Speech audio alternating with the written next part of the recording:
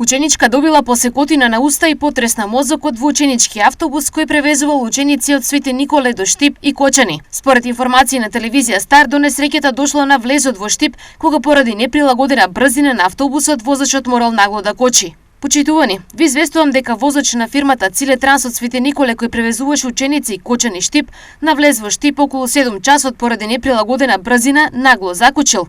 Ученик ја удара главата во предно седиште, а задните седишта се откорнуваат и го удираат ученикот повторно во глава. Возачот настанот не го пријавува, не го носи ученикот во болница за давање прва помош, туку го остава на улица на постојка со другите ученици и си заминува.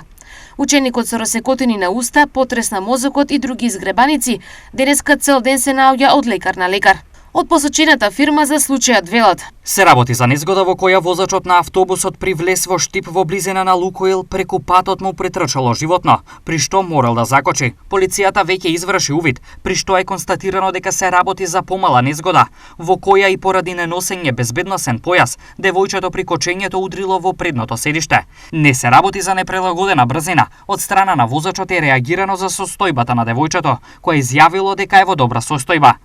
Велат од компанијата која врши транспорт на ученици.